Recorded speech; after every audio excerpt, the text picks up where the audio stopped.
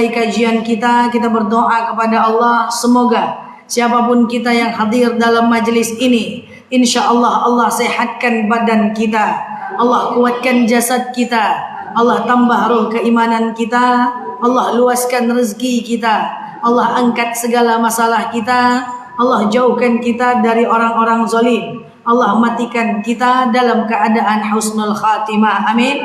Allahumma amin. Ibu-ibu semua sehat? Alhamdulillah. Ya. Baik, selanjutnya innallaha wa malaikatahu yusholluna 'alan nabi ya ayyuhalladzina amanu shallu 'alaihi wa sallimu taslima. Salawat salam kita hadiahkan kepada baginda Rasulullah sallallahu alaihi wasallam dengan lafaz Allahumma salli ala Muhammad wa ala ali Muhammad. Belum pernah ketemu saya, Bu?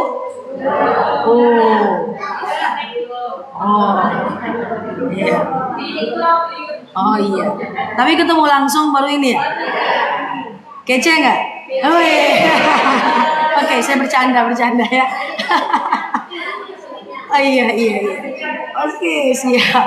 Ya, baik ibu-ibu yang saya sayangi karena Allah, hari ini kita akan membahas terkait dengan satu bab, satu tema. Ini tadi tentang Maulid Nabi ya? Tentang Maulid Nabi ya? Oke, tentang Maulid Nabi. Maulid Nabi masih lama, tapi boleh kita bahas ya tentang sejarah kehidupan Rasulullah Sallallahu Alaihi Wasallam. Kalau sempat nanti kita bahas akhlak Rasulullah Sallallahu Alaihi Wasallam. Dia Rasulullah itu luar biasa, Bu. Kata-katanya nggak pernah menyakiti. Ngingatkan siapapun dia tidak pernah menyakiti. Ada satu akhlak Rasul yang selalu terngiang-ngiang di telinga saya. Ini bukti walaupun Rasul dakwah itu dia tidak pernah menyakiti. Mengingatkan istrinya itu tidak pernah menyakiti. Ini sebelum saya mulai nih. Suatu ketika Aisyah itu kan istri Rasulullah ya. Aisyah itu kan masih anak-anak, Bu. Dinikahi oleh Rasulullah itu paling muda.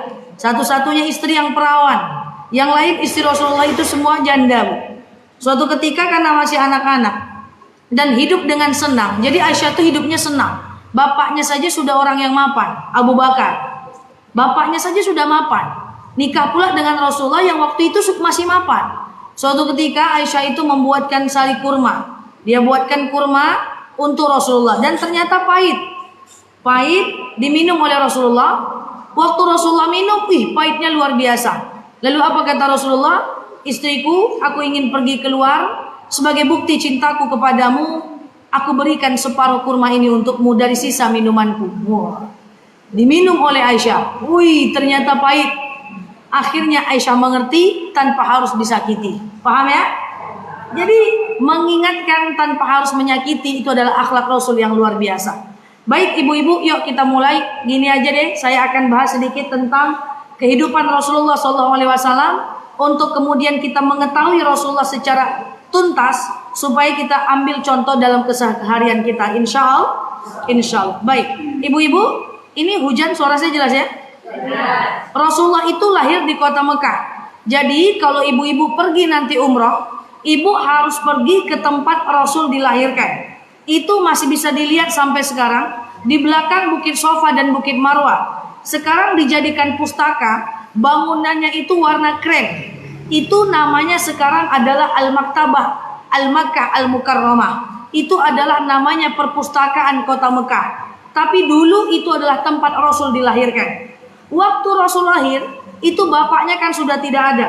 Karena kalau orang dulu, Bu, dia kalau berdagang, dia kalau berjualan, dia harus pergi keluar dan nggak tahu kapan pulangnya. Banyak yang meninggal di tengah-tengah berdagang. Kalau kita dagang depan rumah ya, Bu. Dagang sekarang udah online ya, Bu. Kalau dulu berjalan kaki, kenapa dulu jauh jalan kaki kalau berdagang? Manusia nggak ada. Mau jual ke siapa? Jadi kalau mau dagang itu harus cari manusia jauh di sana. Jadi kalau dagang tuh berjalan kaki 40 hari. Sanggup, Bu? Enggak ada wajah-wajah jalan kaki 40 hari di sini. Jadi waktu Rasul dilahirkan, Abdullah sudah tidak ada. Akhirnya Rasul dilahirkan oleh Siti Aminah.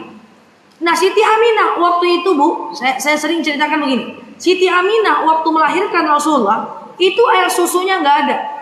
Jadi ketika lahir, bayangkan ibu hamil, suami nggak ada. Waktu lahir sendiri cuman ada cuman sendiri di rumah itu, di rumah tempat Rasul dilahirkan. Insya Allah kita pergi umrah bisa pergi lihat. Insya Allah. Waktu suami nggak ada, di rumah sendiri lahir, air susu nggak ada. Coba bayangkan. Dulu nggak ada susu botolan kayak sekarang. Nah, jadi di Arab itu waktu itu ada kumpulan satu pekerjaan yang pekerjaan itu dilakukan oleh masyarakat Taif. Taif itu masih ada sampai sekarang. Ibu kalau nanti pergi ke Mekah, mampirlah ke Taif. Itu 1,5 jam dari kota Mekah. Ada kumpulan perempuan-perempuan yang itu pekerjaannya adalah menyusui bayinya, menyusui bayi orang. Jadi mereka jalan kaki ke kota Taif, dari kota Taif ke kota Mekah itu jalan kaki. Di antara para pejalan kaki itu adalah Halimatus Sa'diyah. Jadi Halimatus Sa'diyah berjalan kaki dari kota Taif ke kota Mekah untuk mencari bayi-bayi yang mereka susui untuk mencari nafkah. Paham ya? 100 orang pasangan suami istri dengan untanya jalan kaki ke kota Mekah. Namanya pekerjaan, akhirnya mereka tentu cari orang paling kaya, betul? Nyampe di kota Mekah, Siti Aminah tidak ada air susunya dan akhirnya tidak ada yang menyusui Muhammad saat itu. Lalu kemudian saat itu Siti Aminah ketemu dengan Halimatus Sa'diyah. Halimah, aku pengen engkau menyusui bayiku. Itulah yang dinamakan dengan Muhammad. Waktu itu Halimah bilang, boleh, tapi aku udah gak ada air susu. Karena sibuk berjalan kaki, air susu capek habis, dan air susu untaku pun sudah habis untuk aku minum. Jadi gak ada lagi asupanku, kata Halimatus Sa'diyah. Apa kata Aminah? Cobalah dulu, aku pengen engkau menyusui putraku. Oke? Lalu kemudian waktu disusui, seketika itu pula lah air susu Halimatus Sa'diyah banyak, dan air susu untanya banyak. Dan 100 orang tadi boleh minum air susu untanya punya Halimatus Sa'diyah. Jadi kenapa orang dulu hijrah pakai unta, Bu? Karena unta itu, Bu, dia sanggup gak makan, gak minum 21 hari. Punuknya itu tempat menyimpan cadangan makanan. Tapi sekali minum 100 liter.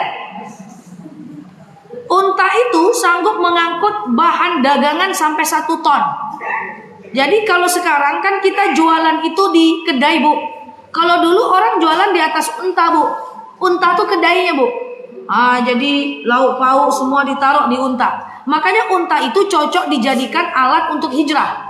Jadi dia seperti mobil. Dia sanggup mengangkut bahan makanan 1 ton.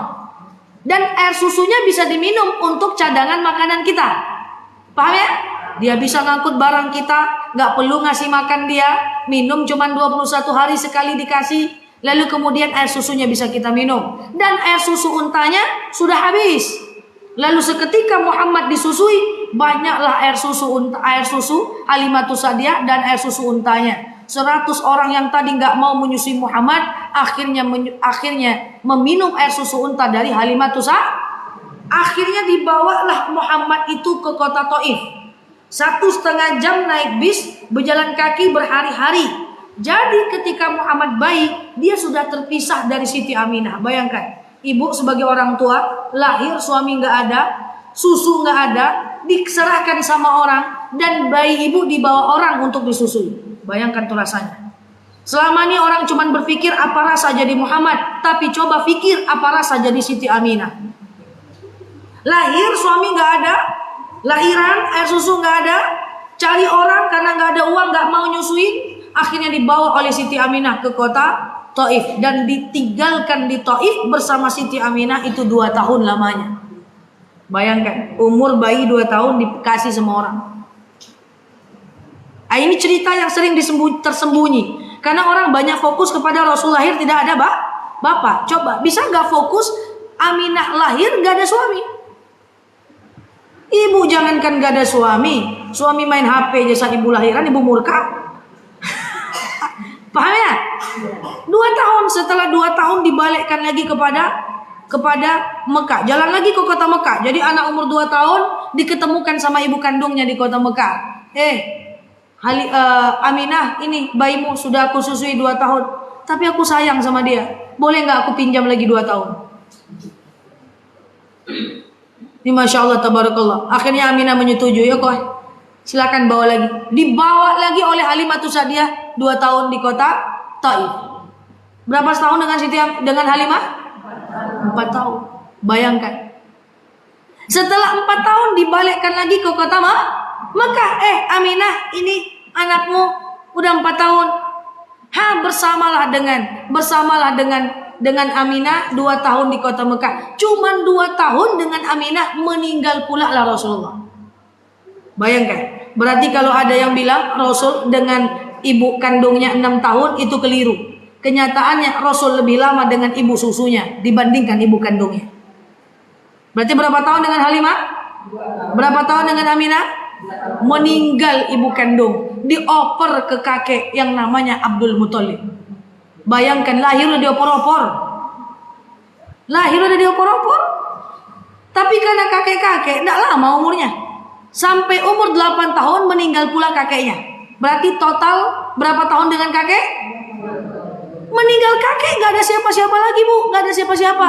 Rasul itu keluarga kecil, terpaksalah dipindahkan kepada pamannya yang bernama Abu Thalib. Ini paman Rasul, sayang dengan Rasul, tapi sampai meninggal dia tetap kafir. Jadi sejauh umur berapa dengan paman? 8 ya? 8, 9, 10, 11, 12. 4 tahun hidup dengan pamannya. Muhammad itu di kota Mekah aja. Saya nggak ngebayangkan kalau kita jadi Muhammad. Lahir, bapak nggak ada. Nggak pernah dia menengok muka bapaknya, nggak pernah. Pindah ke Halimatus Sa'diyah 4 tahun. Balik ke mamanya 6 tahun. Umur 6 tahun dia udah harus nengok mayat mamanya terbujur kaku di depannya. Bayangkan ibu meninggal, anak ibu tidur di sampingnya. Bayangkan. Umur 6 tahun dipindah kepada kakek yang bernama Abdul Muthalib, dia harus saksikan juga Abdul Muthalib meninggal dunia masih umur 8 tahun. Bayangkan bagaimana Rasul di usia 8 tahun menyaksikan banyak orang yang dia sayang meninggal dunia dan meninggalkannya. Itu apa rasanya itu? Saya berpikir ya, kenapa Rasul Allah kasih ujian yang luar biasa? Padahal bisa aja Rasul tenangkan, Allah senangkan hidup Rasulullah, betul? Disenangkan aja dari lahir, bisa. Masalahnya apa? Allah pengen kita dapat pelajaran. Seandainya Muhammad itu senang dari lahir, kita mungkin gak ngerti dengan ujian. Allah ingin menunjukkan kepada kita bahwa diuji itu biasa. Rasulullah itu sebegitu loh ujiannya. Sebagai pelajaran buat orang-orang yang beriman. Sebenarnya kalau Allah pengen, Allah tinggal sukseskan aja dari lahir. Allah tinggal lahirkan di kalangan orang-orang kaya. Tapi tidak, Allah berikan itu kepada kita sebagai pelajaran untuk orang-orang yang bertakwa. Paham ya? Nah, sampai umur 9, 8, 9, 10, 11, 12, Muhammad itu nggak ngapa-ngapain. Dia di kota Mekah aja. Nah, umur 12 tahun, Abu Thalib mulai mikir, ini ponakanku ini daripada dia di kota Mekah aja nih, lebih bagus lagi aku ajak dia berdagang nih. Akhirnya usia 12 tahun Rasulullah berdagang. 12 sampai umur 12 ke negeri Syam. Negeri Syam itu bukan Rasul jualan di depan kedai, bukan. Negeri Syam itu bukan Rasul menggaleh di pasar, bukan. Tapi negeri Syam itu negeri yang terdiri dari 4 negara. Artinya umur 12 tahun Rasul itu udah jadi eksportir terkenal, pedagang antar negara. 12 tahun. 12, 13, 14, 15, 16, 17. 5 tahun kerja sebagai eksportir. Dengan Abu Thalib mulai mikir lagi nih. Ponakanku ini daripada kerja dengan aku terus, nanti dia manjani. Lebih bagus aku lepas lagi dia. Akhirnya umur 17 tahun. Berapa tahun dengan Abu Thalib? 5 tahun, 12 sampai umur 17 tahun Abu Thalib mulai memisahkan dirinya dengan Muhammad biar Muhammad mandiri. Akhirnya apa? Akhirnya Abu Thalib menemui kawan dekatnya bernama Khadijah. Jadi Khadijah itu kawan dekatnya Abu Thalib. Hai Khadijah, aku punya keponakan. Orangnya bagus, rajin, kerja dengan aku 5 tahun, dia sangat baik. Tapi kalau dengan aku terus, nanti dia akan manja. Mau gak kau jadikan dia karyawan? Oke, kata Khadijah. Aku akan jadikan Muhammad sebagai karyawanku. Jadi first meet tuh bahasa kampung saya. Pertama kali Rasul ketemu dengan Khadijah. Usia berapa? 17 tahun. Sweet 17. 17 tahun. Oke? 17 ya. Yuk hitung lagi. 17, 18, 19, 20, 21, 22, 23, 24, 25. 8 tahun kerja dengan Khadijah. Usia 25 tahun langsung dia nikahi bosnya sendiri. Mantap nggak tuh? Mantap nggak tuh? Waktu itu Khadijah usia berapa? 40. Muhammad usia berapa? 25. Berapa jarak umurnya? Berarti Khadijah dapat brownies, berondong manis. Oke, tadi usia berapa Rasul pertama kali kerja? No. Pertama kali kerja usia 12 tahun. Usia berapa dia nikah? Berarti berapa tahun dia nikah berapa tahun dia kerja baru dia nikah? Berapa tahun? Macam mana matematika? 13 tahun dia bekerja. Langsung dia nikahi istri pertamanya yang bernama Khadijah. Waktu itu 13 tahun dia kerja. Dia udah sanggup saving money, menyimpan uangnya untuk memberikan mas kawinnya kepada istrinya. Itu sebanyak 100 ekor unta dan 2 kilogram emas. Tuh bayangin. Siapa yang berani bilang Muhammad miskin, itu dia berarti membaca sejarahnya dipotong-potong. Rasulullah itu miskin sejak umur 40 tahun ke atas. Sampai umur 40 tahun dia mapan. Mana mungkin dia miskin, orang dia kerja dari kecil. Satu unta katakan 50 juta. Kali 50, 500 juta. 1 kilogram emas 1,1 miliar. Kali 2, 2,2 miliar. Tambah 500 juta, 2,7 miliar. Itu mas kawin yang dia berikan kepada istrinya Khadijah. Luar biasa. Siapa yang bilang Muhammad miskin, itu belum paham sejarah. Atau dia menjelaskan ke orang, dipotong, dipangkas di tengah. Ibu mas kawin, ini wajah-wajah seperangkat alat sholat. Ada lagi mas kawin lebih murah sekarang. Kupinang kau dengan bismillah. Bagi bismillah minang anak orang. Kemarin saya baca berita mas kawin sendal jepit sebelah. Karena pengen viral. La haula wala quwwata illa billah. Oke?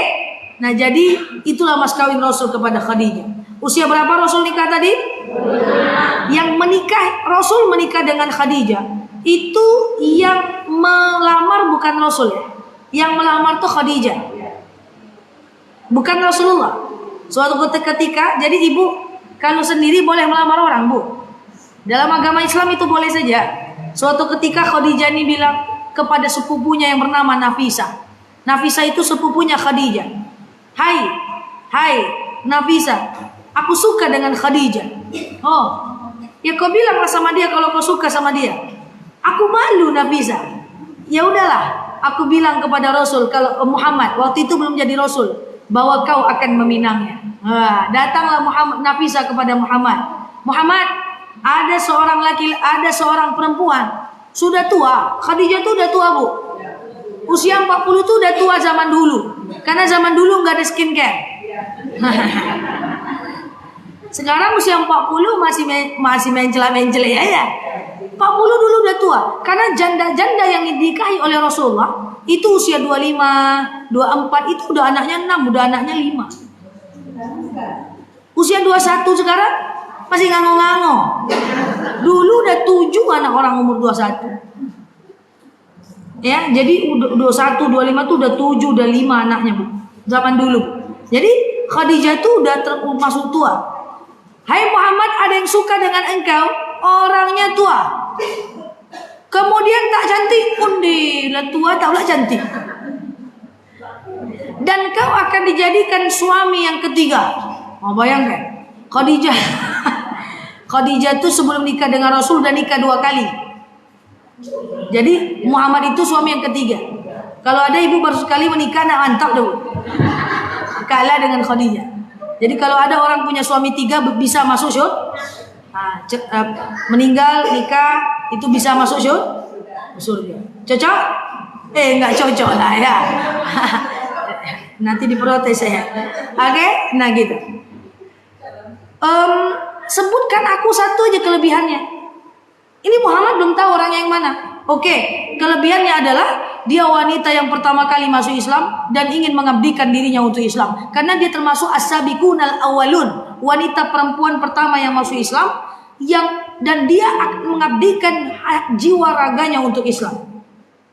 Rasul nggak tahu orangnya. Rasul nggak bilang tengok TikToknya dulu lah yang mana dia. Tidak. Rasul bilang oke, aku terima pinangannya. Menikahlah mereka di rumah Abu Thalib. Dan waktu itu nikahnya, mas kawinnya berapa? 100 ekor unta dan 2 kilogram emas. Dan itu masih diamalkan di Arab sampai sekarang ya. Laki-laki Arab itu kalau mau nikah dengan wanita Arab, mas kawin minimal tuh 400 juta rial. Sekitar 400 juta lah. Maka laki-laki Arab kalau menikah dengan wanita Arab itu butuh uang sekitar 1 miliar. Karena perempuan sangat dihargai di sana. Maka di Arab itu yang kaya bukan yang banyak mobil, karena mobil di sana nggak pakai pajak. Di sana yang paling kaya adalah yang banyak istri. Nah, di Arab tuh poligami biasa aja, ibu aja yang heboh. Di sana tuh biasa aja. Nikah, apakah sudah diangkat jadi rasul? Belum? Usia berapa diangkat jadi rasul? Berarti berapa tahun Rasul menemani Khadijah menemani Rasul sebelum diangkat jadi Rasul? 15 tahun Khadijah menemani Rasul sebelum diangkat jadi Rasul. Saya mau garis bawahi, cross line-nya adalah selama 15 tahun hidup mereka tuh aman-aman saja karena Rasul masih Nabi. Nabi tidak ada kewajiban berdakwah, maka hidupnya nggak ada masalah. Sampai usia 40 tahun itu Abu Lahab, Abu Sofyan, Abu Jahal, Abu itu kawan dagangnya Rasulullah. Mereka belum bermusuhan. Selama jadi Nabi mereka belum bermusuhan karena Rasul belum berdakwah. Itu dulu pahamannya. Jangan ketika membahas Rasul langsung Rasul dimusuhi, tidak. Supaya tidak separuh-paruh nih. Sampai usia 40 tahun mereka masih baik-baik aja. Abu Lahab, Abu Sofyan, Abu Jahal itu adalah kawan dekatnya Rasulullah, walaupun beda agama. Paham? Waktu itu Khadijah adalah top 1 wanita nomor 1 paling kaya di kota Mekah. Kalau ibu pergi ke Mekah, mulai dari Masjidil Haram sekitarannya sampai ke belakang rumah Rasulullah, sampai ke Al-Massah, Hotel Al-Massah, sampai radius 2-3 kilo di sekitar titik 0 Ka'bah, itu semua tanahnya Khadijah. Khadijah itu adalah wanita nomor 1 paling kaya pada masanya di kota Mekah. Tapi punya suami mantan karyawannya tetap menghargai suaminya. Itu luar biasa. Jadi kalau ada ibu lebih mapan daripada suami, bisa masuk surga. Kayak Khadijah. Oke? Nah, waktu itu mereka kehidupannya baik-baik saja, aman-aman saja. Tapi kemudian Muhammad itu mulai menengok kok Abu Lahab, Abu Sofyan, Abu Jahal, Abu ini kok mulai aneh ya. Dia ambil berhala, dia taruh di dalam Ka'bah. Nama berhalanya Lata, Uzza, Mana, Usto. Jadi kalau nama anak jangan dikasih nama Lata. Lata itu artinya berhala. Mana, Usto, Lata, Uzza, Mana, Usto. Ditaruh dalam Ka'bah. Mereka keliling, mereka buat kue, mereka lukis gambar wajah mereka tempel ke Ka'bah dan mereka tawaf. Jadi tawaf itu adalah syar'uman qoblana, dari dulu juga ada. Cuman dulu orang tawaf nggak pakai baju, sekarang kita tawaf pakai pakaian ihram. Makanya tidak boleh melukis wajah orang, melukis ditempel lukisan tidak boleh, foto masih boleh. Karena itu adalah budaya zaman dahulu, kepercayaan orang Yahudi pada masa dulu. Dia lukis wajahnya, dia tempel di Ka'bah, lalu dia kelilingi, dia buat kue berbentuk manusia, lalu dia tempel, dia makan, dia sembah. Makanya tidak boleh wajah manusia dengan tangan, lukis dengan tangan, itu tidak boleh. Kalau foto masih bisa, hasil teknologi masih bisa. Lalu kemudian Muhammad mulai risau. Akhirnya dia tinggalkan kehidupan dunianya. Dia pergi naik yang namanya ke Jabal Nur. Di atasnya ada Gua Hira. Dari titik rumah Rasulullah ke Jabal Nur, nama gunungnya adalah Jabal Nur, gunung cahaya. Goanya adalah Gua Hira. Jadi ceritanya di atas gunung itu ada goa. Goanya itulah yang dinamakan dengan Gua Hira. Itu dari rumah Rasulullah sampai ke goa itu lebih kurang 7 km. Ya, kemudian naik ke atas. Saya sudah pernah beberapa kali ke Gua Hira. Ke Gua Hira itu kalau kita naik itu masih bisa dipanjat sampai sekarang. Dan kemudian di dalamnya itu ada gua yang betul-betul tersembunyi. Karena guanya itu nggak di puncak. Naik ke gua, terus turun ke bawah, menyerondok ke dalam. Nah itu posisinya. Ya nyerondok ke dalam. Ngapain Rasul di gua itu 3 hari 3 malam. Bertahanus. Mulai memikirkan dunia. Aku uangku banyak, rezekiku banyak, daganganku laku, aku saudagar yang kaya. Tapi kenapa ya kok teman-temanku itu menyembah berhala? Gitu lah ibaratnya. Itu masih kaya ya, masih kaya. Jadi waktu Rasul bertahanus itu bukan posisi miskin, masih mapan. Langsunglah turun wahyu dari balik bukit, bunyinya Iqra bismi rabbikal ladzi khalaq. Bayangkan sendiri di gua terdengar suara kayak gitu. Wah, luar biasa. Jadi wahyu itu turun bentuknya macam-macam, Bu. Ada yang wahyu itu turun seakan-akan Jibril ngomong dari balik langit. Ada yang wahyu itu turun seakan-akan ada gemericik burung yang memekakkan telinganya. Kadang-kadang suara lonceng yang memekakkan telinganya. Jadi maaf, 6.666 ayat yang Ibu baca, 30 juz dalam Al-Quran, 114 surat, kemudian 323.000 huruf, itu Rasul menerimanya dalam keadaan susah payah. Al-Quran turun berangsur-angsur 23 tahun lamanya. 13 tahun di Mekah namanya surat Makkiyah, dan 10 tahun di Madinah namanya surat Madaniyah. Itu setiap Rasul menerima wahyu, dia menderita, Bu. Menderita karena kesusah payah. Bayangkan lagi makan turun wahyu, lagi sholat turun wahyu, ketakutan, Bu. Kita lagi sholat terdengar orang ngetuk rumah aja ketakutan kita. Ini wahyu turun. Ada wahyu turun saat sedang sholat. Itu 6.666 kali saat sedang sholat. Contoh, Ibu kalau pergi ke 2 tanah haram akan mampir di masjid namanya Masjid Kiblatain, Masjid 2 kiblat. Kenapa dikatakan Masjid 2 kiblat? Karena dulu kiblat kita ke Aqsa. Dulu kiblat kita ke Aqsa. Insyaallah Ibu ada rezeki pergi ke Aqsa, itu adalah tempat kiblat pertamanya umat Islam. Lagi sholat asar 4 rakaat, rakaat kedua turun wahyu. Apa bunyinya? Qad nara taqalluba wajhika fis sama falanuwalliyannaka qiblatan tardaha fawalli wajhaka syatral masjidil haram. Hadapkan mukamu ke Masjidil Haram. Lagi sholat, Bu. Hadapkan mukamu ke Masjidil Haram. Ini ngadap enggak ya? Ngadap enggak ya? Ngadap enggak ya? Bayangkan itu. Bayangkan kalau itu Ibu yang ada di Ibu. Akhirnya dihadapkan. Akhirnya 2 rakaat pertama Rasul ke Aqsa, 2 rakaat kedua Rasul ke Masjidil Haram. Ini bahwa bukti bahwa wahyu itu datang tak pernah diundang, tak direncanakan. Terkejut-kejut, mendemam. Akhirnya turun, menggigil. Khadijah tak tahu Muhammad pergi, pulang-pulang menggigil. Kira-kira kalau Ibu suami pergi 3 hari, pulang-pulang mendemam, Ibu ngomong apa? Iya, ngango-ngango aja. Pai 3 hari pulang mendamam. Pai sila sado yo. Jangan usah pulang leh. Muhammad tidak, Khadijah. Khadijah lah, ya Allah, masya Allah, tabarakallah. Khadijah lah yang mengajarkan. Muhammad, suamiku, kayaknya engkau telah diangkat menjadi Rasul.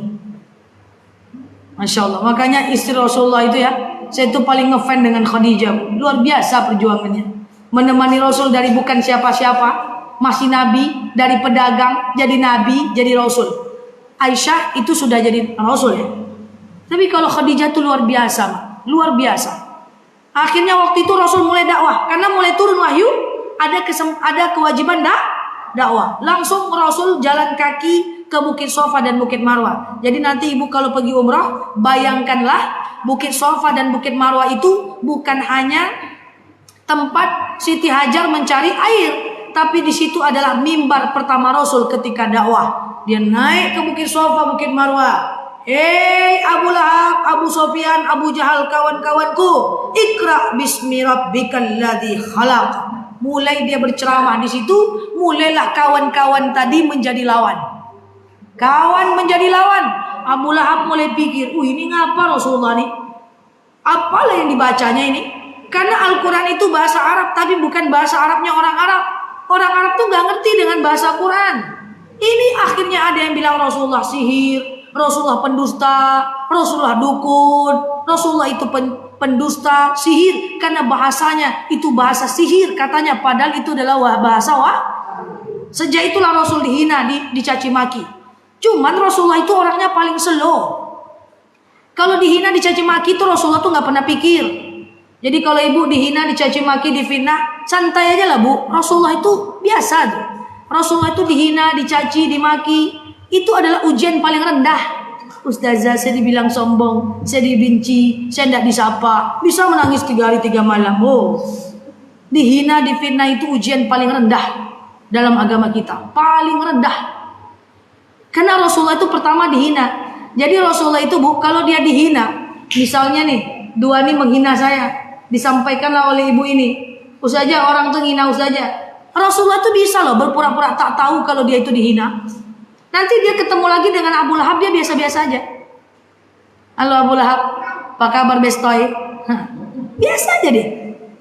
Jadi kalau ada orang yang menceritakan ibu di belakang, dan ibu tahu, selagi itu nggak ngefek sama pribadi ibu, nggak berefek kepada kerjaan ibadah dan agama ibu, biasa aja lah. Nanti ketemu sama mereka, pura-pura tak tahu aja lah bahwa ibu tahu mereka itu pernah menceritakan ibu. Itu akhlak. Nih angguk luar biasa, entah iya tanda. Saya 2 orang ini ceritain saya, Ustazah, orang tuh menggosipkan Ustazah loh. Oh iya, janganlah ditanya apa katanya, jangan. Energi jadi rusak. Nanti ketemu sama mereka, berpura-pura tak tahulah bahwa kita tahu mereka menceritakan kita. Itu akhlak. Dan itu membuat kita low energy, membuat kita lebih nggak banyak pikiran.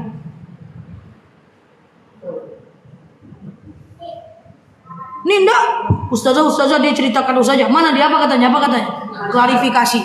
Kau ceritakan aku ya? Enggak do itu oh pergi belak situ. Apa aku ceritain aku ya? Enggak itu dia oh, ujung-ujungnya tawaf keliling perumahan. Udah sempat belajar agama lagi. Paham ya? Jangan.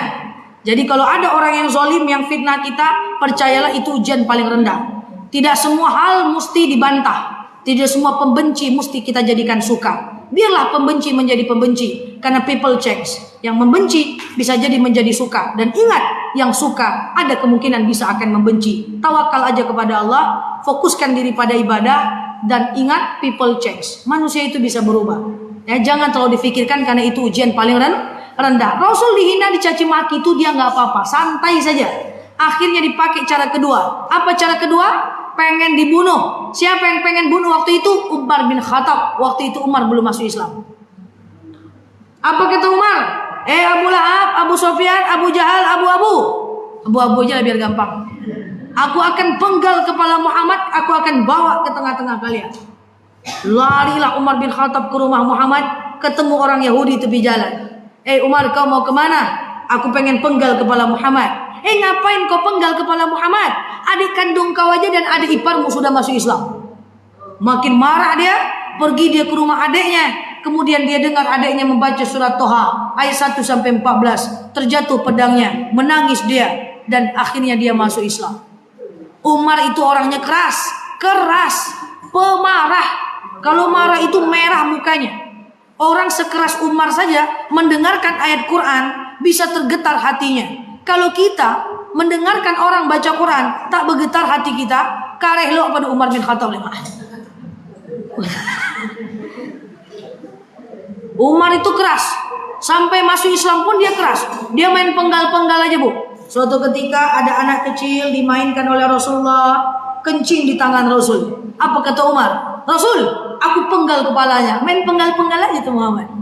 Apa kata Muhammad? Jangan Umar, itu orang belum paham. Itu orang bukan tak baik, dia belum paham saja. Ada Arab Badui kencing di masjid. Ya Rasul, saya penggal kepalanya. Main penggal-penggal aja. La takun kadzalik Umar, innahum lam ya'lamun. Jangan kau kayak gitu Umar. Itu bukan orang jahat, tapi itu orang belum paham. Itulah hebatnya Rasul. Jadi kalau ada orang tak suka, orang benci sama ibu, percayalah, dia bukan jahat, cuman dia belum kenal aja dengan kita. Mereka belum paham saja. Itu akhlak Rasulullah. Dibunuh, yang membunuh masuk Islam. Sikit lagi cerita kita. Akhirnya mereka rapat. Nih cemana nih? Muhammad difitnah, dihina, dicaci maki, nggak bisa. Kemudian Muhammad dibunuh, yang membunuh pula masuk Islam. Akhirnya dipakai cara ketiga, yaitu dinego. Kayak mana cara menegonya? Menegonya adalah dipanggil Muhammad baik-baik. Muhammad, ta'al, kesini Muhammad. Ada apa Abu Lahab? Dia pura-pura nggak tahu aja. Gini aja Muhammad, kau nggak usah dakwah lagi. Kita berteman saja di kota Mekah, nggak usah bermusuhan. Yang udah masuk Islam udahlah. Sekarang kita cuma berteman saja lagi. Caranya gimana? Kata Umar bin Khattab, kata Rasulullah, apa kata Abu Lahab? Gini Muhammad, sehari kau sembah Tuhanmu, sehari kau sembah Tuhan kami. Sehari kau sembah Tuhan kami, sehari kami sembah Tuhanmu. Muhammad nggak mau, dipakai gaya kedua. Gimana? Sehari kau sembah Tuhan kami, setahun kami sembah Tuhanmu. Sehari kau sembah Tuhan kami, setahun kami sembah Tuhanmu. Kemudian Muhammad sempat bergetar lututnya. Langsung turun wahyu. Jadi Muhammad itu kalau ragu turun wahyu. Kalau kita ragu tak turun-turun si wahyu itu. Apa bunyi wahyunya? Qul ya ayyuhal la a'budu ma wala antum 'abiduna ma wala ana 'abiduna ma lakum dinukum. Bagimu agamamu, bagiku agamaku. Akhirnya nggak bisa. Makin marahlah orang Yahudi. Dipakai cara terakhir sebagai penutup kajian kita, yaitu dengan cara diboikot. Dihina nggak bisa, dibunuh nggak bisa, kemudian dinego nggak bisa. Dan cara diboikot ini adalah dengan cara dimiskinkan. Dan itu adalah awal kemiskinan Rasulullah Sallallahu Alaihi Wasallam. Kayak mana dimiskinkannya? Orang Yahudi tidak boleh belanja ke orang Islam. Orang Islam barang dagangannya tidak boleh dibeli oleh orang Yahudi. Secara kuantitas mereka rame. Akhirnya jualan Khadijah nggak laku. Khadijah pengen nambah barang nggak laku. Boykot terjadi 3 tahun. Wajar nggak bangkrut? Wajar. Ibu punya kedai, orang nggak boleh belanja. Cemana nggak bangkrut? Nggak usah 3 tahun boykot. Bayangkan 3 tahun baru akhirnya Khadijah itu miskin. Saking kayanya dia butuh boykot 3 tahun. Ibu nggak usah jualan tutup 3 tahun. Tutup sebulan aja bangkrut. Ini 3 tahun nggak ada orang yang belanja. Akhirnya banyak kaum muslimin mati kelaparan. Banyak kaum muslimin yang mati kelaparan. Ada yang mau memakan tulang belulang unta yang udah busuk. Ada yang makan daun-daun kering. Ada yang makan kayu-kayu kering. 300 orang kaum muslimin mati kelaparan. Dan di antara yang mati kelaparan adalah Khadijah. Matinya kelaparan. Istriku, kenapa kau lemas?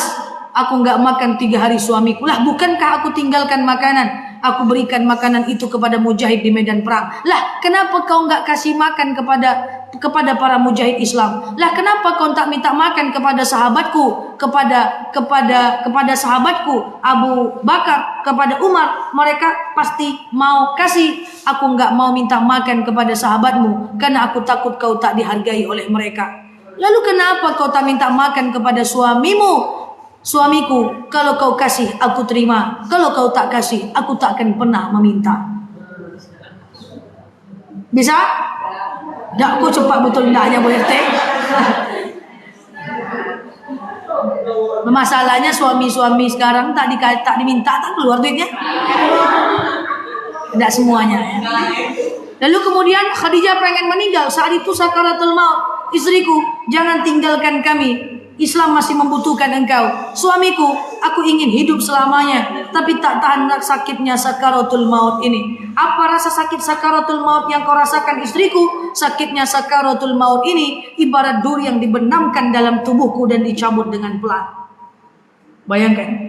Istriku, kalau kau pengen hidup, aku akan perintahkan malaikat Jibril untuk menangguhkan menjambut nyawamu. Tidak suamiku, sakitnya sakaratul maut ini ibarat duri yang dibenamkan dalam tubuhku dan dicabut dengan pelan. Aku tak ingin rasakan sekarat kedua kalinya. Sampaikan kepada Jibril, perintahkan kepada malaikat, cabut nyawaku sekarang juga. Suamiku, andaikan aku mati nanti dan kuburanku telah lama mengendap, jasadku telah lama terkubur, kau kehilangan senjata untuk menembus dada kaum muslimin, gali kuburku ya Muhammad, ambil tulang belulangku dan kau jadikan jembatan menyeberangi lautan.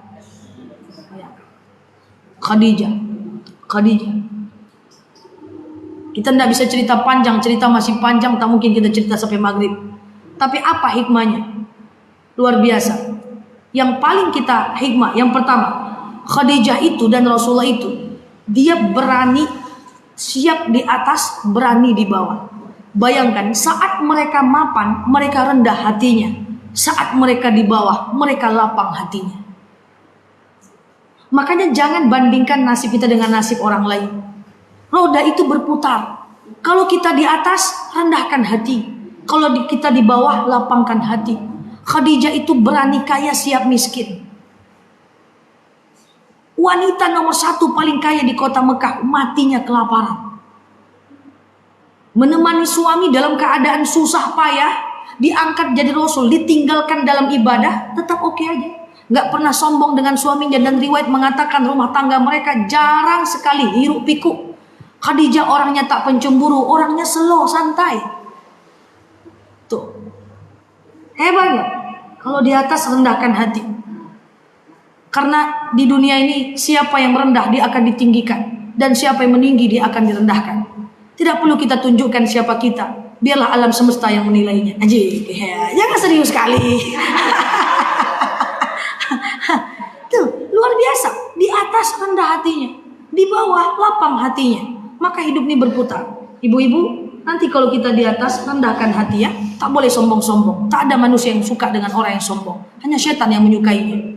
Semakin kita rendahkan hati, semakin sederhanakan diri dengan segala kelebihan kita, maka manusia akan memuliakan kita, Allah akan menyukai kita. Yang kedua, maka jangan lagi pernah banding-bandingkan nasib dengan nasib orang lain. Ya Allah, tengok tuh ya Allah, suaminya baik, ganteng, anaknya baik, uangnya banyak. Ambo nengok suami nengok seliro, ya Allah. Utang mau serak-serak. Jangan bandingkan, karena kualitas iman berbeda, nggak mungkin cobaan sama. Hikmah yang kedua adalah Rasulullah itu orangnya easy going. Dia kalau dihina, dicaci maki itu biasa. Jadi nggak ada orang yang lepas dari gunjingan, fitnah dan cobaan, nggak ada. Jadi biasa. Nanti ibu kalau seandainya ada orang yang zolim sama ibu, ibu tenang aja. Nanti kalau ada yang ngomporin, kenapa kamu kok dizolimin, diam aja, disakiti santai aja, digosipin biasa aja.